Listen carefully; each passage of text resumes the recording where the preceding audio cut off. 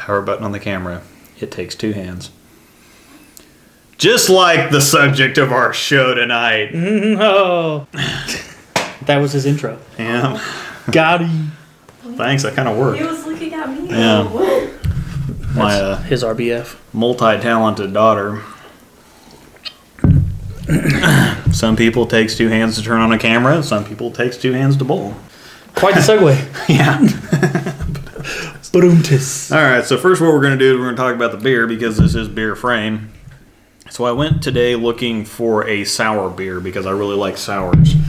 La Folie Love Child, Tallgrass is raspberry sour, raspberry ale, whatever it is. Anything that's got sour and IPA in the same bottle, can, keg.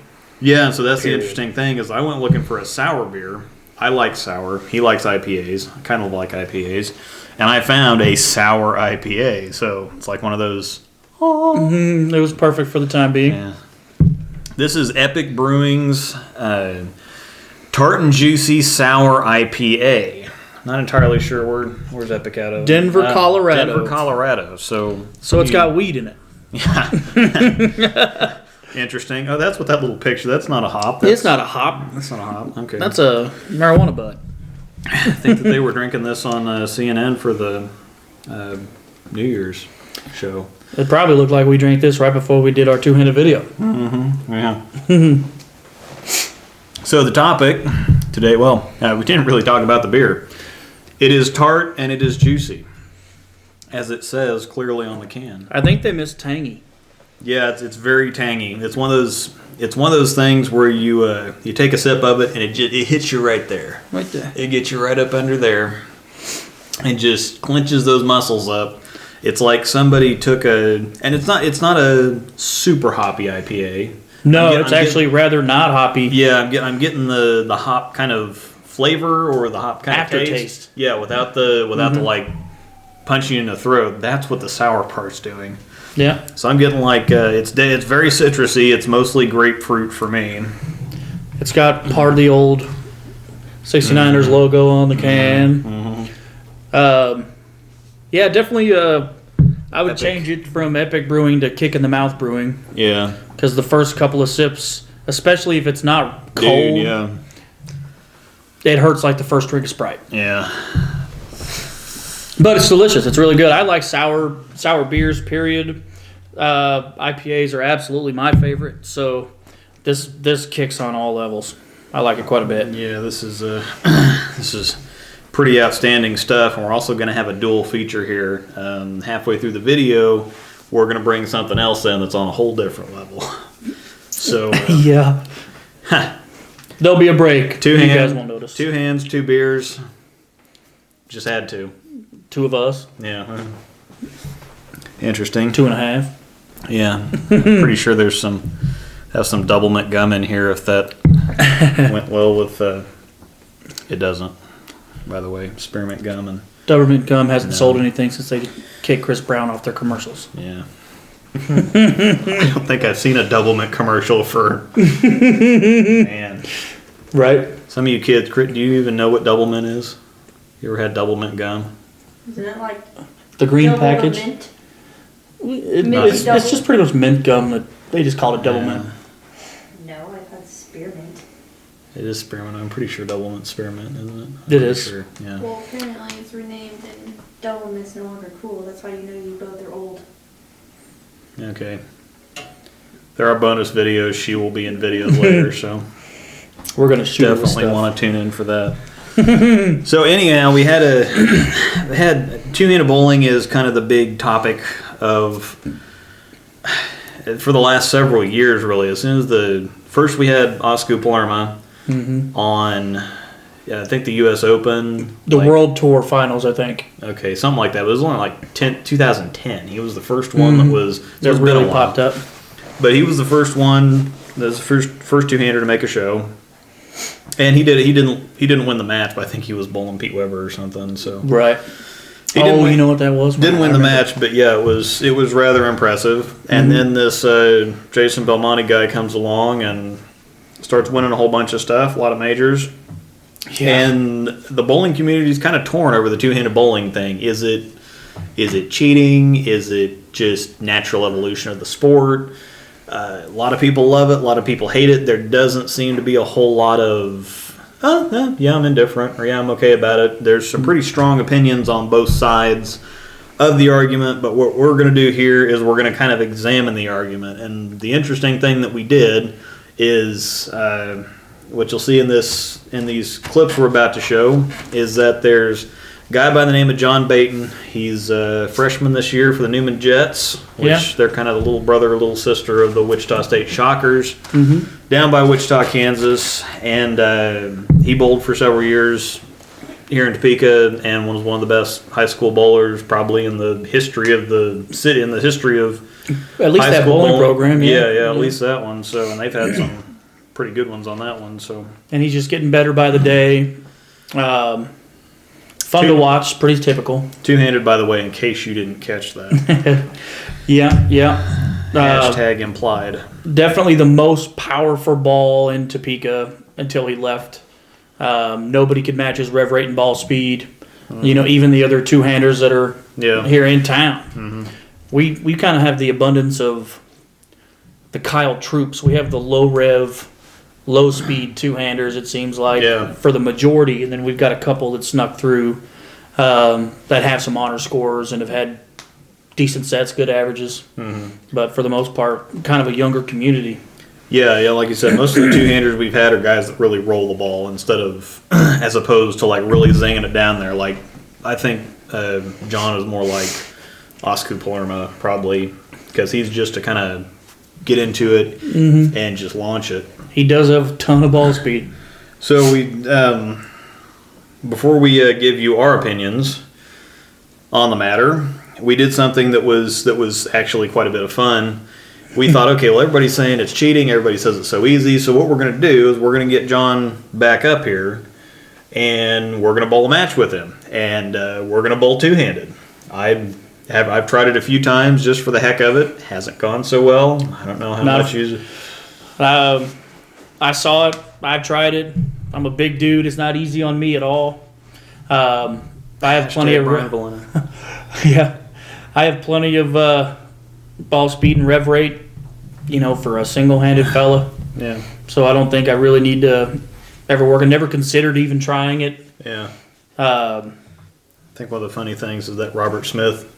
We'll talk about him later, but Robert Smith of all people is trying two-handed. That seems kind of funny to me. But the comment I'll bring up to that is I saw Francois Lavoie comment on his status. He said, "Why are you trying to lower your rev rate?" Yeah.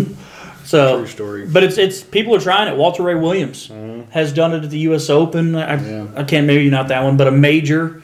He's got videos all over the internet of doing it at the Brunswick Training Center, and so he's almost kind of living proof that maybe they can at 50 and 60 because he's just about as good. He's not near as accurate, but just about as good. And looks exactly the same. He doesn't. His form's no different except he's using two hands instead of one. Yeah, and you really can't tell unless you're looking from the side or from the front because he has the same knee bend, he has the same back jerk.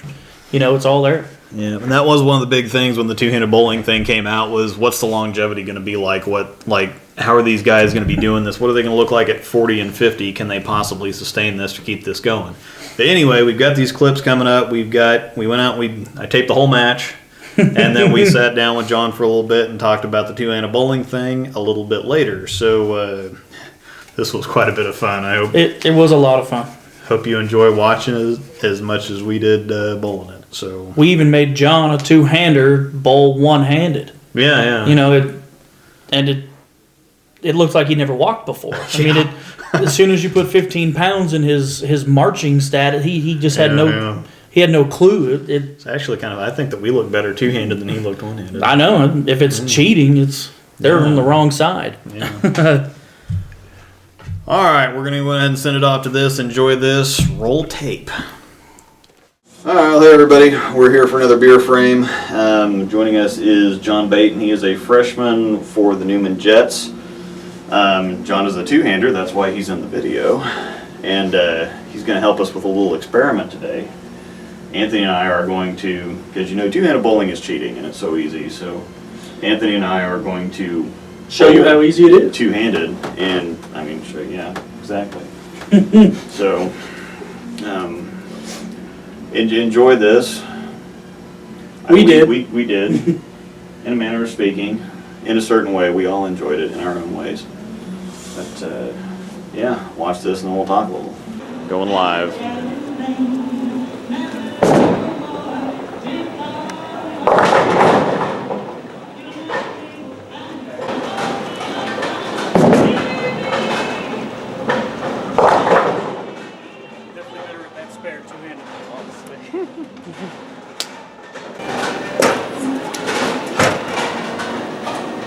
Hashtag product placement.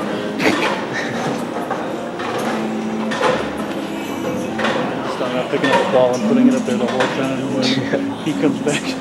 Hashtag nano. Oh, got some hands. No. That's going to be the problem with the stuff on the other. Oh, that's hooking. Oh, it's not hooking. It's raining outside. Right. Here's the guy that does this for real. No pressure. Not cutting this one out. This is absolutely going in the video. It's gonna be on YouTube. Don't fan her.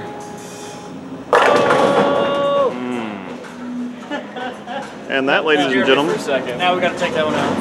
that, ladies and gentlemen, is why you put speed and revs on a bowling ball. Hashtag Randy Peterson. No. I can edit that out. It's okay.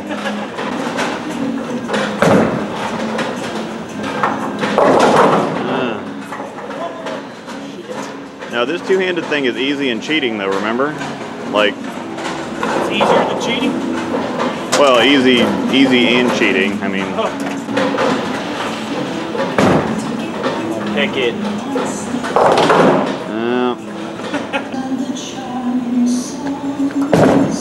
Oh, nope. Oh, The power. yes. The raw power. The revs.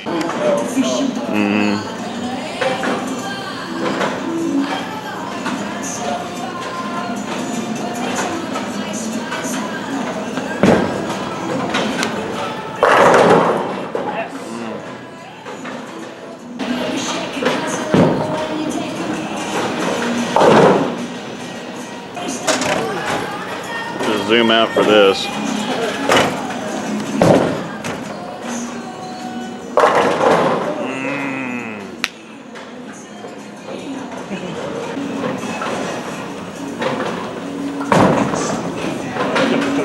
There it is.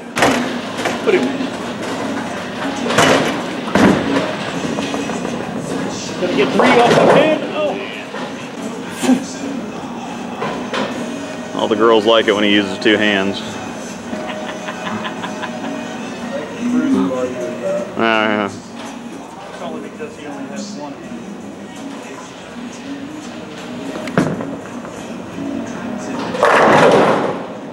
Power wall.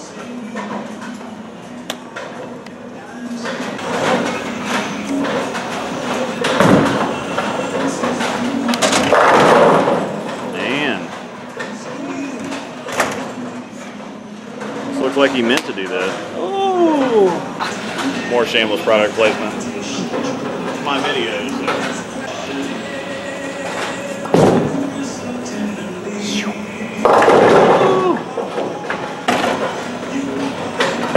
Oh, that's not close. That's not close. We're going one-handed. I'd have to catch up to you guys. Well. Now, if we were bowling left-handed, Instead then of strike, 9 spare strike, it'd be gutter.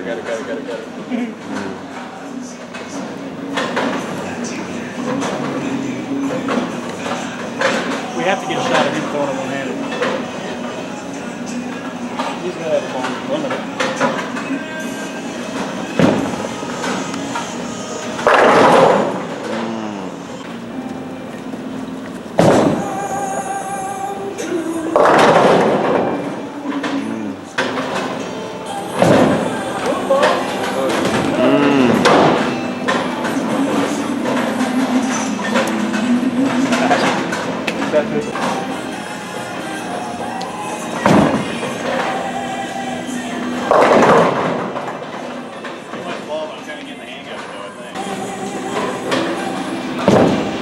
Oh, that's hooking. That's hooking. Hooking. Go. Yes. This is easy though. This is cheating, remember? This is cheating. Hashtag cheating. Hashtag I have 60 in the 5th frame. Hashtag the exact same score I had on Monday night throwing a one-handed in the 5th frame the first game, but we're not going to talk about that. Yeah, you're about double where you were. Yeah. Now a switch. Pull the old Walter Ray. Yeah. Ah. That, ladies and gentlemen, is why you put speed and revs on a bowling ball.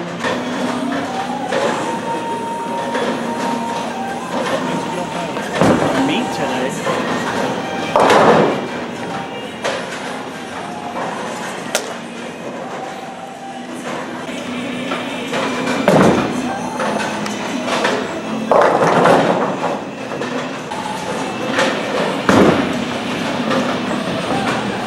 Oh, man.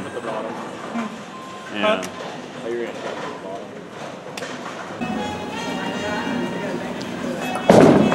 Oh, ball speed. Oh. I only hit the thumb hole 3 times on that. Oh, baby.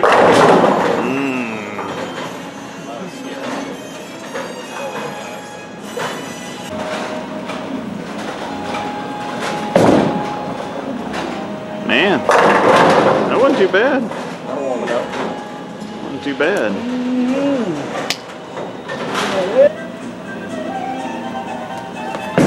Oh, gutter. Even two-handers struggle with the two-handed too.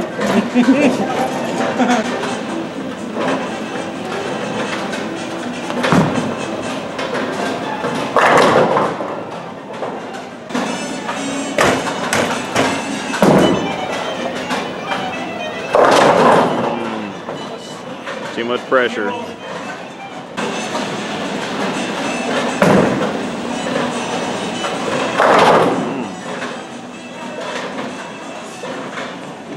I get to stop.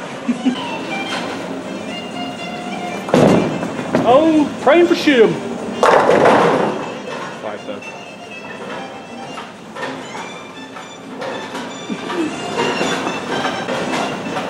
Lower. There you go.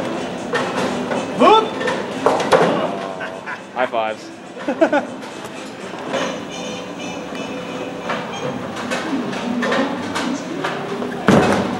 That was better.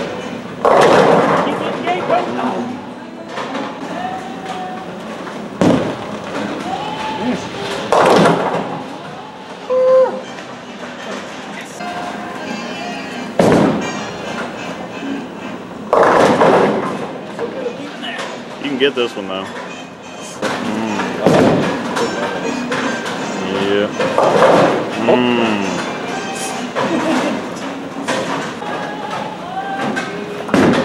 Woo! 3. Oh. Oh no. No, I'm back. I'm going like 13. Oh.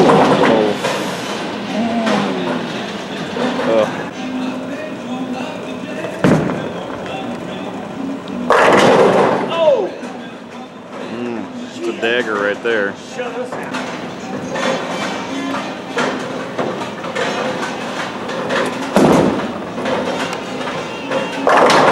Oh! Power.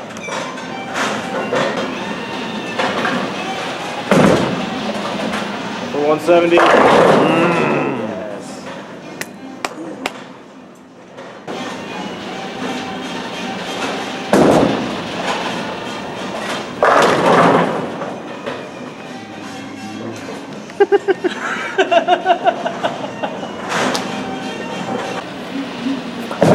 Oh, that's going to be close.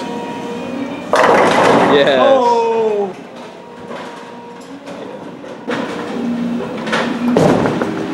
Oh, shit. Too much so. Trying something out or Right. something on the machine. One of them said a hawk. It hit the thumb hole and rode the thumb hole all the way down the lane till it got to the end of the pattern and flipped over.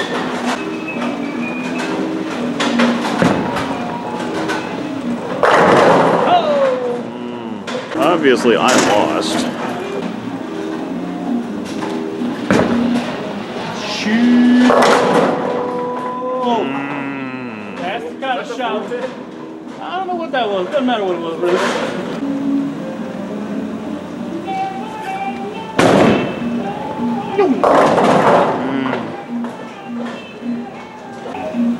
Apologize in advance. No, this is on purpose.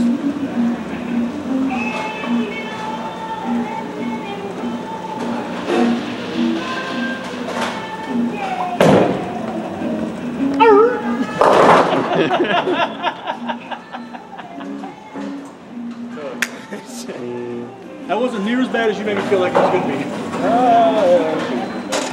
All right, so I got a question. I got a couple questions for John here. So what's the general reaction when you go places, or is there even a reaction anymore because of how popular it's gotten? I know that back in the high school days when you walked in and somebody saw a two-handed bowler, everybody kind of noticed, but now there's quite a few of them. So in the college circuit, it's a lot more normal. No one really cares as much. It's still bowling. We're on really tough shots. some would argue that it's not bowling. Yeah, I mean, in high school, there was a bunch of old conventional bowlers from like 1970s and pre that are like, you're terrible, you're destroying the game, but now no one really cares. It's a lot more accepted. Yeah. Question 2.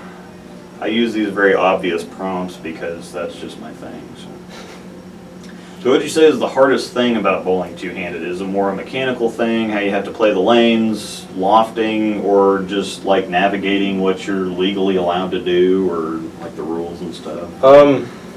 Definitely accuracy. I feel like if I was one-handed, I'd be a lot better at spares, just because it's different. I feel like a lot of two-handers don't worry at spares at all. I see a lot of house shot bowlers that are two-handers and they're just hooking the whole damn lane. They don't worry about anything else except trying to get every single board. Yeah. And in college, you know, we need to make spares, so you have to be really accurate, and that takes a lot of practice. I'm working my butt off all the time trying to get better at spares, and I think that's the biggest issue for me. Some would disagree, of course, but that's my biggest issue. Well, I've seen Jesper miss 7 pins, multiple on TV. I've seen Right. Belmo miss some pins by what looks like a mile on camera. So I don't think that would be, judged any differently. But I've also seen Pete Weber, miss a 2-pin on TV by a mile and a half. And yeah, there's pros and cons to every single way you bowl. Right. Of course.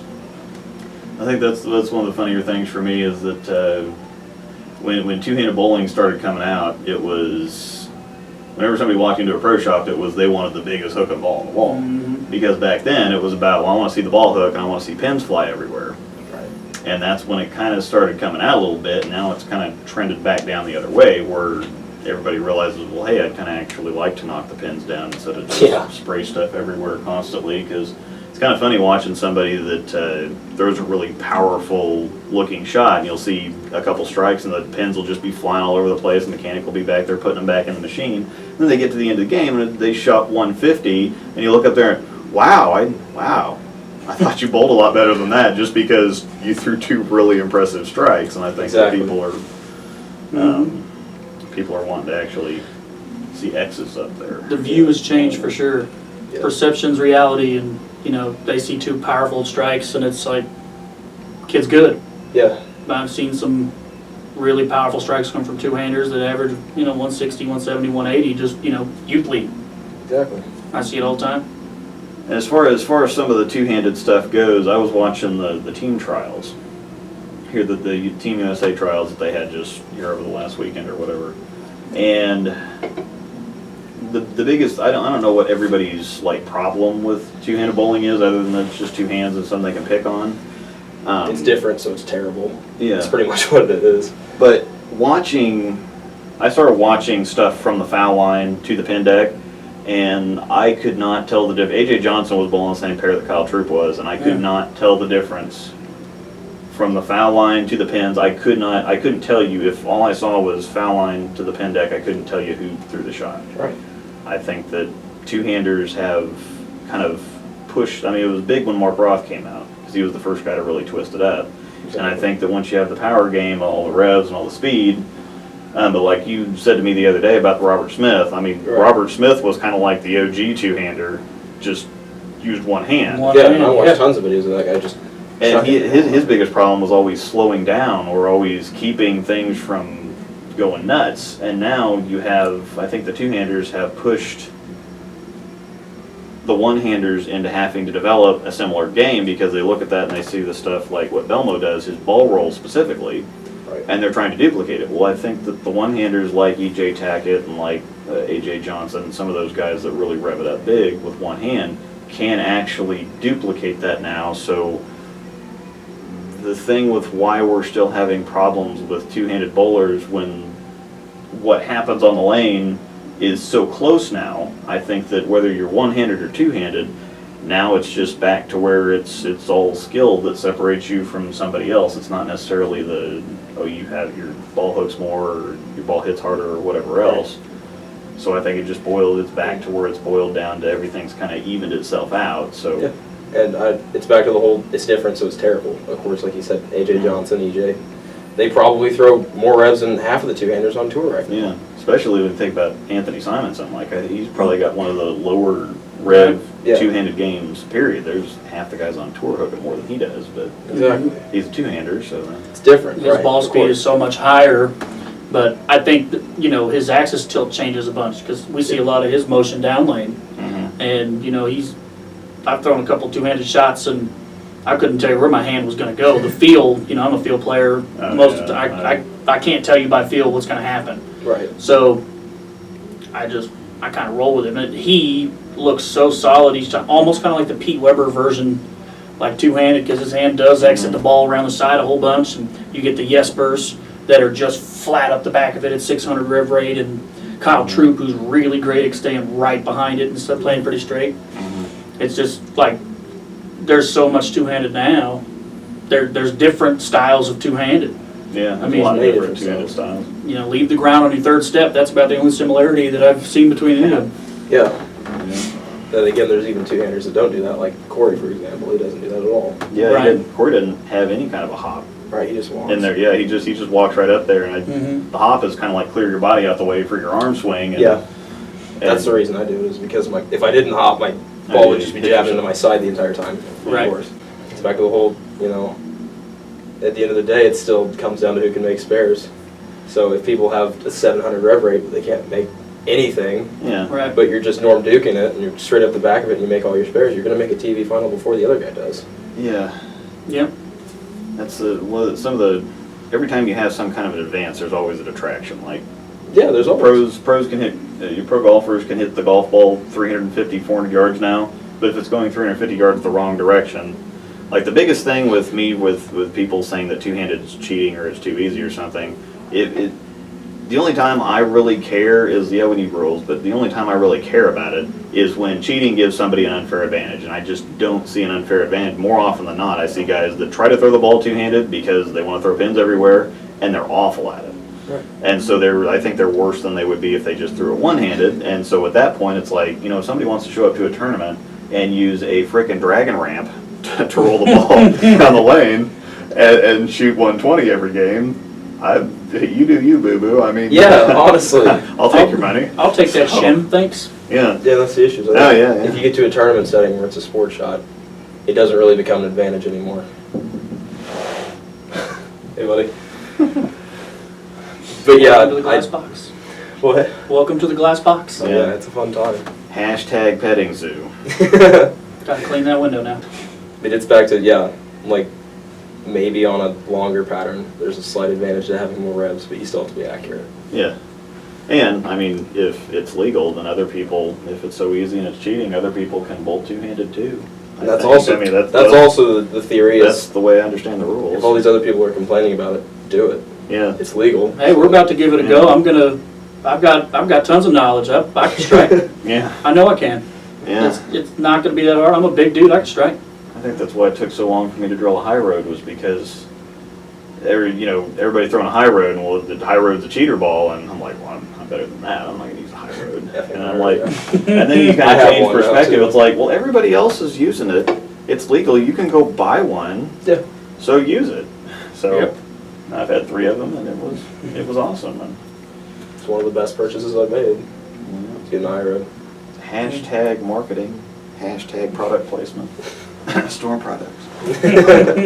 My video. All right, I think that's Hashtag monster. yeah. So yeah, I mean, Monster, if you're out there. Give Anthony free stuff. Yeah. Needs it. Give me free stuff for doing nothing, Yeah. but buy it and drinking it. Yes. I buy so much Monster, I gotta be able to get something for free. Give me a shirt. So the whole experiment out there was pretty fun. I want to thank John for helping us out. He's got to go back to college tomorrow, so Excited. second half of the season, and more tournaments and all kind of that jazz. So. Yeah, we don't need your power up here. Yeah. We don't need It's a it. waste of time, I know. Take it back to Wichita. Yeah. Yeah. This will be about the only time that you'll see me actually throwing the ball in the video, because I think I look better throwing it two-handed than I do throwing it one-handed. So. We should get your approach with the two-hand and then Yeah. throw your one-handed videos in. Yeah. Terrible screen cut. Because yeah. Like, wow. That is Again. great. Anyway, thanks John for helping us out. Yeah, We'll anytime. might see you next time if we have a rebuttal or we have another. Well, we imagine it'll stir the Two-handed pot a something. little because there'll be some Yeah. that Yeah. don't appreciate it. But I think our goal is to kind of back you up and back two-handers up and And if kind of show that I feel like it's not going to be very easy. You know, it's just not going to.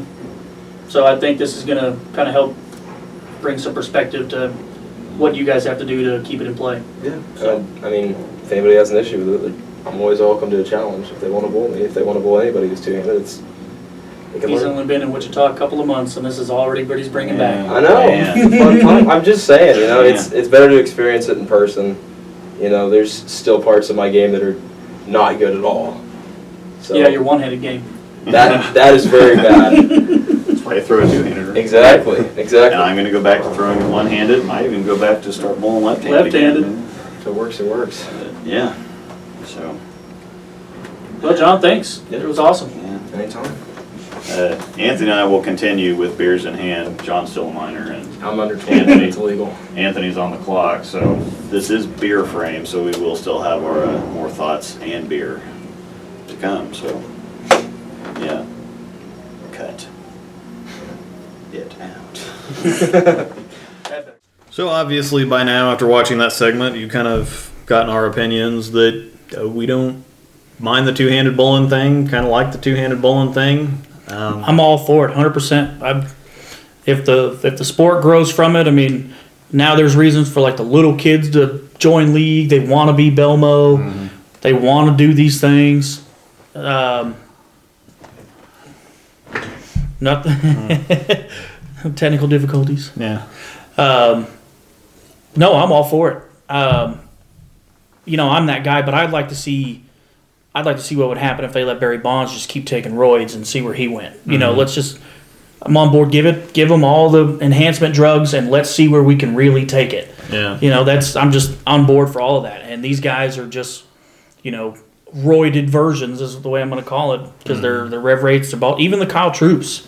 Yeah. You know, that are real good at closing the angles down and actually better at closing angles down than opening them up. Mm-hmm. You know, those kind of bowlers. What's wrong with that? Yeah. It makes it nicer when you win. I mean, if you've got a little bit of an edge, but all for it. Yeah, and at first talking about the baseball thing, you can't hit home runs if you don't make contact with the ball. So it's not like you just automatically you take roids, you're going to hit home runs, or you throw the ball two-handed, you're obviously going to score. There's a lot of people I've seen try it that are absolutely awful at it. Right. Not good. When it first came out, or when I first started hearing about it, I thought it was stupid. Like I thought it was idiotic because that was at a point where in the pro shop everybody's coming in, they just wanted the ball to hook. I don't know if you ever had that phase down in Wichita where people they'd come in, and that's when resin balls were getting a whole lot stronger. They were, I mean, by the time we started hearing about the two-handed thing, it was only about 10 years ago, and I think before that there was a lot of people that came in, and that was just kind of the resin balls were getting really, really strong at early 2000s, mid 2000s, right And that's before kind of that time frame when they were really getting pretty heavy on tour with sport patterns and 2-to-1 and 3-to-1 ratios, and people had never bowled on that kind of stuff before. Yeah. So when they I bet I could strike on that, and then they got their chance and they couldn't make their tie boss wrinkle. Yeah. Then they had to ball started advancing and started getting ahead of the oil game, and then you've got Jason Belmonte and Askew, these guys that are 10 left of everybody with better ball shape, better ball motion, and scoring through the roof compared to the traditionalists, and that's when people started getting mad, I think. Yeah, and that's the thing that got me was that it's like, okay, well, does anybody? Because I'd see these guys, they'd come in and they'd say, okay, well, what's the biggest hooking ball on the wall? Sell it to them, they'd go out and they'd shoot 120, 130, but they were hooking the ball. They were hooking the ball over the place, and that's what I thought with the two-handed bowling was just somebody that wants to watch the ball hook. They're not trying to be good. This is ridiculous. This is stupid. And then all of a sudden we see these guys that are actually Palermo and Belmo. They're actually good at it. And so at first it's kind of like, okay, should we allow this? What's the longevity? There was a whole bunch of questions. I don't think the initial reaction was like, oh, wow, this is awful. We hate this. It was more curious because you'd had guys bowl with no thumb before. Right. Mike Miller and those guys. Yeah. But Tom Doherty. But the two-handers, it's like, okay, well, who actually does that seriously? I've seen kids do it and whatever else, people horsing around, but who actually does that seriously? And so there's a lot of questions that were asked. And that's where I kind of had to. I don't really have opinions on things until I think about it, and I kind of come to a conclusion, and then my conclusion kind of is my opinion based on my thought process. And I'm the exact opposite. I make the opinion right there, and then deal with the repercussions later, because there's always a reason that I shouldn't have done it that way. But instant anger for two-handed was when Belmo decided to throw a backup ball at a major. Yeah. That was instant anger. Those guys were mad. But my very first experience with two-handed in person, I mean, I'd seen some of this, on YouTube and a little bit at the time, because PBA was kind of in and out on TV. You didn't get to watch it as much. At that span of time was a guy named LJ First, and he went to Wichita State. And his freshman year, he showed up, came in one of the centers that I was working at, and I just kind of looked up. I see, around July, August, September, I get to see all the new recruits and all the new bowlers coming through, and it was that time frame. And I looked up, and I was like, man, he's going to shoot 250 this game. Never watched him throw a shot. And then I saw him throw a shot. Body never opened. Nothing happened, no backswing, and then I saw a ball shaped like a lefty, but it was an insane amount of lane. I'd never seen anything like it. And then I tried to watch him again, caught him, and the only thing I could see was his elbow go backwards. And then, he slides super fast. He had a super strong power step, and then the ball would just make this crazy motion. And I had no idea what it was, so I went and gathered the other counter guy and asked him to watch. As he struck out in the 10th for 250, he actually starts out in the Luke Rosdahl positions, pretty wide open at the hand. He's got a resting hand, his left hand on the bottom ball, and his backswing is pushing the ball straight back, and he puts it forward. But instead of rotating it to the left like most righties, he inverted that and rotated it right, and was so good at making this ball shape. And I'd never seen anything like it, never seen two-handed in person other than little kids. And he was going out for the Wichita State bowling team and had a legit chance of making the team. We worked with him on one-handed spares, and later on actually bowled for the college. I don't think he ever bowled varsity, but he bowled for them. Moves to Florida, gets bowler of the year. Like it's a legit deal, and he's so good. Just drilled him some bowling balls. Yeah. It's kind of hard laying his stuff out. Yeah. Getting into some of the things that I think that people don't like about it is they think it's an unfair advantage because you have most people use the one hand. Well, obviously with the two hands, more control, more speed, more revs. Is this fair? Is whatever else, and they try to just shoot it down from every angle that they can. And so, like I said in the clip with John, Robert Smith for me was the original two-hander. Yep. Like, he did stupid things that you didn't see anybody else do. And you go back to guys like Mark Roth. He did stuff you didn't see anybody else do. And then it just goes more and more from there. And Wayne Webb and Mark Williams. When they started bending the elbow. Mark Williams was the beginning of the elbow. When people realized that you could actually drop your right arm, you could actually cock your elbow back and fully unload on the ball at the bottom and still score. Mark Roth didn't even have that. Bob Vespi. Or Bob Vespi. Yeah. And so as bowling's progressed, you go from these guys that throw the ball really straight. And you watch some of the videos back in the 60s and 70s. Like, you see the first couple of Don Johnson shooting 299 where the ball almost backs up. Like, he lays the ball down on 15 and it ends up at 17 and a half. Yeah, exactly. And it just... So it's gone from super, super straight to more hook and more hook and more hook and more hook. And Robert Smith still could do things one-handed that most two-handers can't do, because you've got the guys at the very top like Jesper Svensson, Oscar Palermo, Belmonte, that can generate these kind of rev rates. But you look at other guys, who am I thinking of? Simonson and Maldonado. Some of these guys that they're two-handed, but they don't really, they're not as violent with it. Yeah. They don't make it happen the same. Yeah, it's like... Connor Pickford doesn't throw it too different from I lost his name again. First guy that I mentioned. Robert Smith? No. Is that who you're talking about? No. I can see his face, and I don't know why. Well, I can't see his face. Yeah. Anyhow, Anthony Simonson. Pickford and Simonson kind of have a similar ball roll for me. Watching them throw, but one of them's two-handed, the other one's one-handed. Right. Yep. But, so there's only a very select few guys that can really just get on it with the two-handers. And so that's where the argument kind of falls flat for me, which it's like, okay, well, it's an unfair power advantage, and I can throw names at you all day. Sean Rash and E.J. Tackett, and so if it's the an old unfair, Eugene McCune. if it's an unfair advantage type deal, then that doesn't hold up for me. It doesn't hold up for me from anything. Even when you're talking about control and accuracy, there's guys that I think Belmo is the most accurate bowler on tour, but he's so smart. Well, I don't really care if you like him or not. We're not here to. We're not talking about whether you actually like anybody as a person.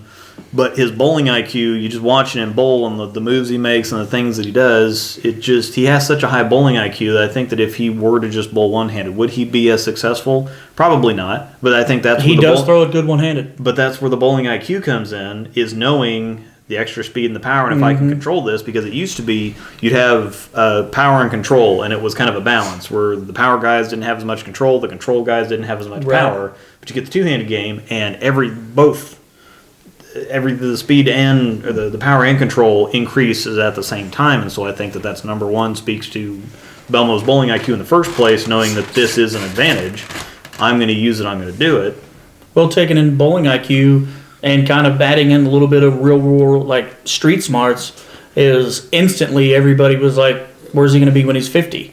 So all he's done, it seems like, for at least 2 or 3 years is slow his game down and build himself to be a 50-year-old two-handed successful bowler. And the way he's built his game is like in lieu of all these rude comments, plus to be proof that it can happen. Yeah. And he's going to do it. I believe he's going to do it. I think that's another thing that I pointed out on when we were talking with John, is that when Belmo came out, he was pretty well. He didn't run to the line, but he was really fast to the line, and he just kind of got all over it. Off balance a lot. As the years go on, he's refined and refined and refined, and his mechanics are so quiet now that I think a guy like E.J. Tackett winds up. He has more going on this side of the line than Belmo does. Oh, yeah. So I would say Pickford does. Yeah. With all that motion that he's got when he opens his arms real fast and then closes real fast to get that ball motion. I mean, he's more violent than Buttriff is another guy that he scampers right on up there and just chucks it. So there's a lot of I can't find an argument against two-handed bowling that, going back to the opinion versus whatever, I can't find an argument that stands up to it. So I can't. I kind of favor watching more traditional bowling. Mm-hmm. I don't like watching power bail somebody out of a bad shot, as a guy with not quite as many revs as you have, but as kind of more of a. I guess I don't really have a power game, but it's a higher. You're a higher rev game. Higher rev game. Yeah. I prefer. That's why I like watching the PWBA, because it's more of an accuracy contest. Or it's not necessarily. It's not saying the guys can't be accurate, but the women pay the penalty for it. Yeah, and those patterns that they bowl on are just absolutely brutal. Yeah. So every mistake is, catastrophic. Mm-hmm. I mean, you're talking front 5 game-changing split. Yeah. And then hopefully getting back on track where, the PBA doesn't seem quite like that because the power gets you out of some of those shots that the women just don't get to see. Yeah. So I like watching the more traditional bowling, more traditional styles of stuff, but at the same time, I can't knock two-handed bowling. There's just not an argument that stands up to me, and these people that just say, well, it's cheating, or you shouldn't be able to use two hands, or that's a place the game wasn't meant to go, or whatever. And I think stuff like that, you need stuff like that to make you ask the questions, mm-hmm. like, should we allow this? Is this too much? Is this too far?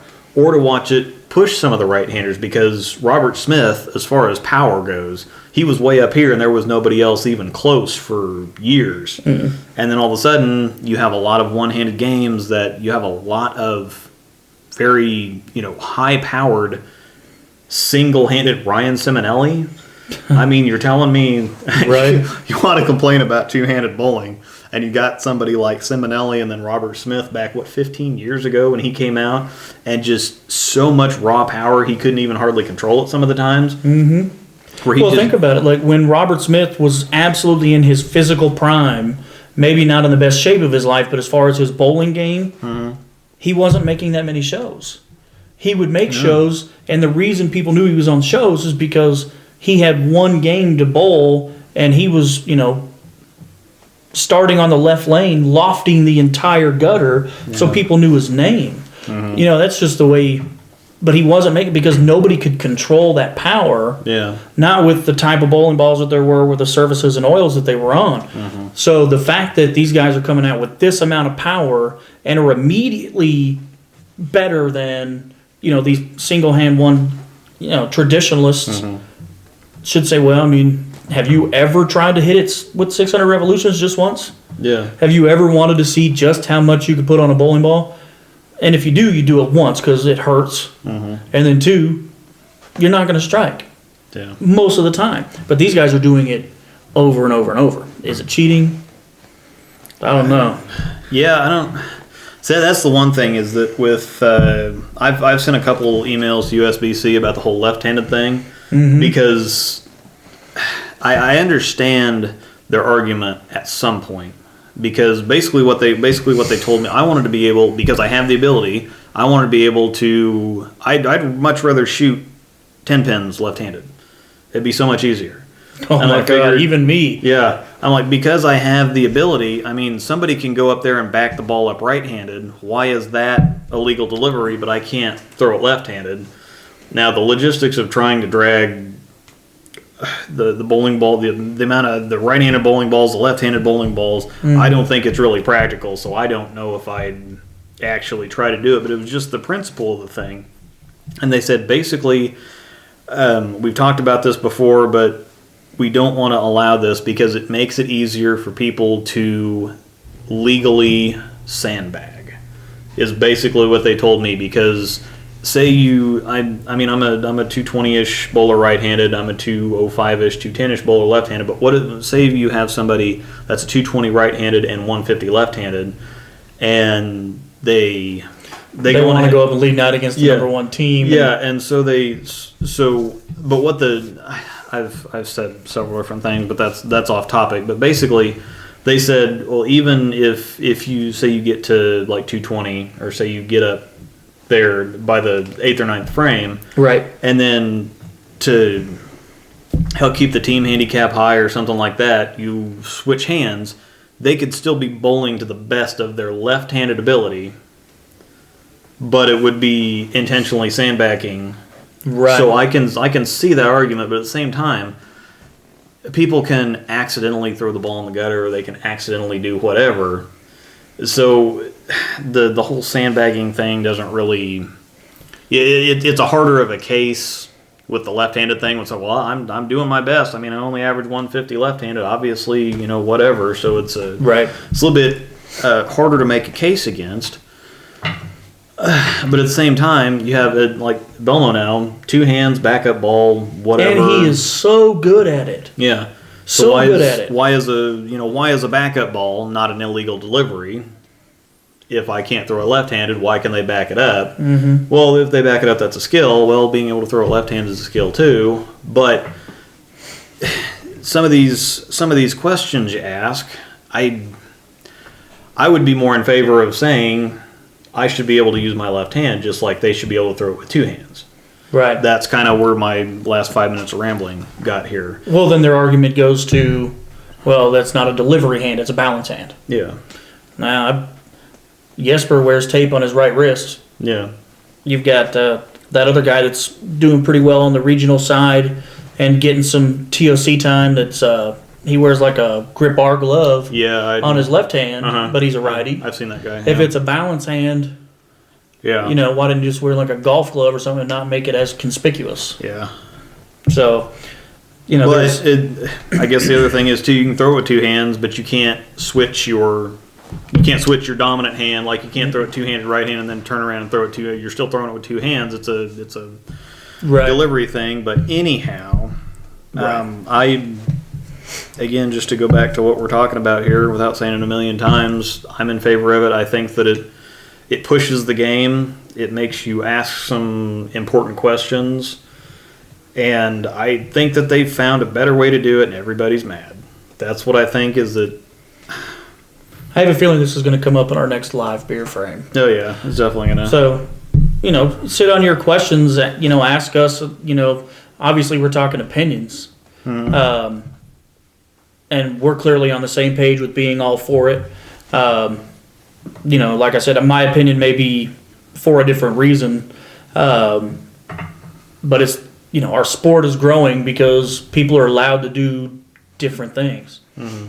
So I, for one, would like to see 35, 40 tour stops a year. Yeah. This may be the way to do that, and I don't feel like there's cheating. I don't feel that there's an advantage. And it can't be proven or these guys wouldn't be here. No. Well, so, especially because power, like we were talking about with the Robert Smith thing, power and speed and rev still causes its fair share of problems. It beats the pattern up. You see sometimes where these guys, they've got to throw it so hard and they hook it so much, when they get into trouble, they get into trouble. It's not like, okay, well, every once in a while they'll leave a flat 10 or a ring 10 or something like that. But they big 4 and... If they loft it 15 feet instead of 25 feet, you know, it's Greek church, Greek church, Greek church. I think that's our take on two-handed bowling. I mean, we could sit here and talk about it for the next hour, but I think that's... I mean, hell, we agree and we could talk about it for an hour. Oh, yeah. So... Yeah. But I can understand. If you say that you just don't like it, I can understand that. I don't like Brussels sprouts. Yeah. I don't like mustard. Pickles. I bet they made them with 2 hands. Yeah, probably.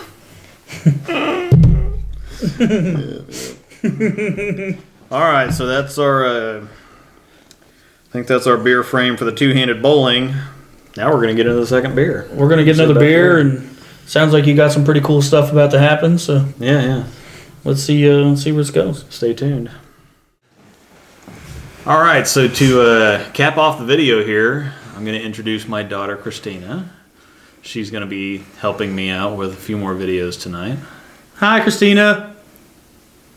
Hi, Anthony. Andrew? No. Yeah, Andrew. He's only Andrew on the live streams. Only Andrew on live stream. Believe it or not, though, she is old enough to drink. So Hashtag 22. I finally got what somebody was saying in the live stream about the whole 22 thing, and watch the pour of this thing. This is New Holland Dragon's Milk. This is an 11% stout. Yeah, I'm going to call it right there for now. She's got a couple more videos to do, so you'll probably want to give her... Yeah, about the same. Yeah. Well, I was... I can drink, guys. It's fine. You say that now until you've had some of this stuff. Wait, is it bitter? You can give him that or me that. And It's firm. Let's put it that way. Firm. You're going to be... It's a firm hug. Yeah. It's a firm. New Holland Dragon's Milk. This stuff is heckin' beast. All right, so go for it.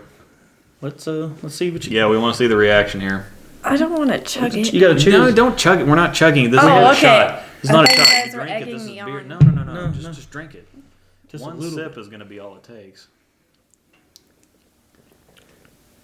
It tastes very good. Mm-hmm. Damn, Yeah. I like it. she's the real deal. Mm-hmm. I feel like I've gotten to drink a lot That's of much darker smoother stuff than that any stout ever. Say what? That's much smoother than I expected it to yeah. be. Yeah, that doesn't. It doesn't The- feel like it's going to hurt. It's kind of like a White Russian. Yeah, the hurting is all on the back end. Mm-hmm. Because, like I said, this is 11%. Very It's kind of I can- chocolatey. Yeah, Yeah. it's very chocolatey. I can taste That's the what- vanilla in it. Yeah, there's- Chocolate. That's probably why I like We're it. kind of like on one of those bad food tasting Yeah. shows. There's like chocolate in it. Yeah, Aren't these mashed potatoes? yeah. Trying to sound all. Got to get the pinky out. Trying to sound all. This tastes. Yeah. I like the bird cage. Make me throw you into the basketball goal. Yeah, like this the kid is at Fort Hays State probably. did. This is one of the strongest beers I've had for a smooth that it goes down. Because normally when that flavor hits you to begin with, that strong flavor, then it just really just Burns. finishes. Yeah, it's really strong the rest of the way down. But this is kind of you get the initial flavor, and then it just kind of. I'm then gonna it's just read this. Smooth, yeah.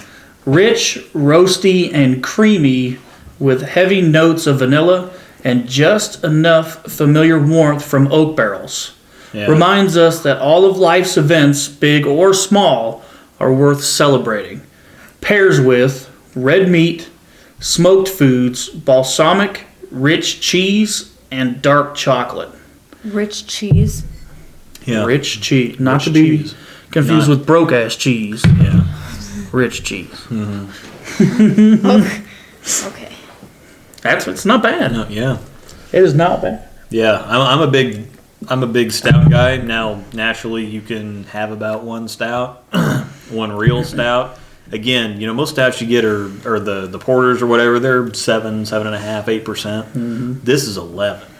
So I mean, when you're talking beer, 11% is hitting it hard. I mean, that's 3 times what Bud Light offers, or Budweiser, or any of those domestics. Yeah. And I am not a stout guy. Yeah. I'm not. So the fact that this is good at all, and of course, I see it in the beginning. Bourbon barrel aged stout. That screams, I'm going to kick you in the throat. Yeah. And that's another thing I love. I love whiskey barrel aged stouts or porters. I just love. Love. I love it as much as some people hate two-handers. Boom tis.